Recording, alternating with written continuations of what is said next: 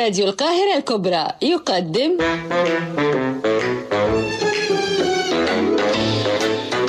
حواديت آلة الزمن.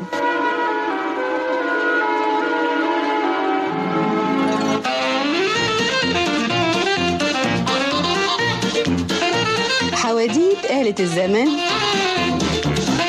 تقديم حنان سالم.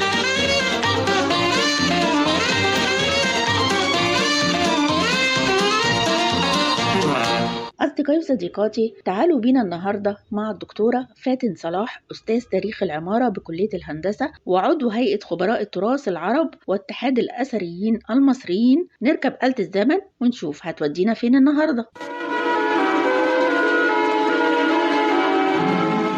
هل هلالك شهر مبارك؟ أهلا أهلا يا رمضان. كل سنة وفي يوم 29 شعبان بيجي ميعاد استطلاع هلال شهر رمضان المبارك، والحكاية دي دلوقتي من مهام دار الإفتاء المصرية، وبيتم الإعلان عن ثبوت الرؤية في احتفالية كبيرة جدا. لكن يا ترى زمان كان إيه اللي بيحصل وإزاي كانوا بيستطلعوا الهلال؟ آلة الزمن بتاخدنا وبترجع بينا للعصر الفاطمي، وطبعا زي ما احنا عارفين ان الفاطميين كان ليهم اهتمام كبير جدا بعلم الفلك، وكان في مراصد فلكية كتيرة موجودة على سفح جبل المقطم خاصة بالفاطميين، وكانوا عاملين مصطبة مخصوص لاستطلاع هلال شهر رمضان، وكان اسمها دكة القضاة، وبرضو كانت موجودة فوق سفح جبل المقطم، وكان بيطلع القضاة لرؤية هلال شهر رمضان المبارك من فوق دكة القضاء دي. وفي عصر الوزير بدر الجمالي بنى مسجد ليه فوق سفح جبل المقطم، وكان بيستخدم منارة أو مأذنة المسجد ده كمرصد لرؤية هلال شهر رمضان.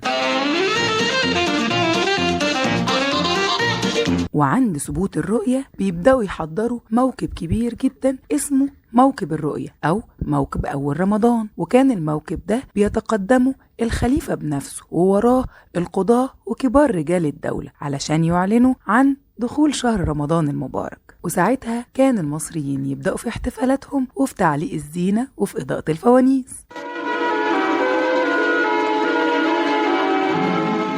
أما بقى في العصر المملوكي اتنقل استطلاع هلال رمضان من دكة القضاة في سفح جبل المقطم لمنارة مدرسة منصور قلاوون الموجودة في حي بين القصرين في شارع المعز، وكانت لجنة رؤية هلال رمضان مكونة من قاضي القضاة ومعاه 4 من كبار القضاة الشرعيين كشهود، ولما بيتأكدوا من رؤية الهلال وتثبت الرؤية بيبدأوا يرسلوا المنادي أو المسحرات يلف في الشوارع وينادي على الناس ويقول: يا أمة خير الأنام غدا صيام صيام. ولما بيدخل العثمانيين لأرض مصر بيرجعوا تاني عملية استطلاع هلال شهر رمضان لسفح جبل المقطم، وكان بيطلع قضاة المذاهب ال4 ومعاهم مجموعة كبيرة من الفقهاء، ولما تثبت الرؤية بيرجعوا في موكب كبير جدا وحواليهم الفوانيس والمشاعل لحد ما يوصلوا للمدرسة المنصورية الموجودة في شارع المعز، ومن هناك بيعلنوا بداية الشهر الكريم. وفي عهد الخديوي عباس حلمي الثاني أمر بنقل عملية استطلاع ورؤية هلال شهر رمضان للمحكمة الشرعية الموجودة في باب الخل، وفضلت مهمة الاستطلاع هي مهمة القضاء لحد ما وصلنا للقرن ال19 وتم إنشاء دار الإفتاء المصرية، ومن ساعتها وبقت مهمة استطلاع هلال شهر رمضان هي مهمة دار الإفتاء المصرية. ويوم ما بتثبت الرؤية بيتم الإعلان عنها في احتفالية دينية كبيرة جدا بيتم إذاعتها في الراديو وكمان في التلفزيون. وكل عام وانتم طيبين، وما تنسوش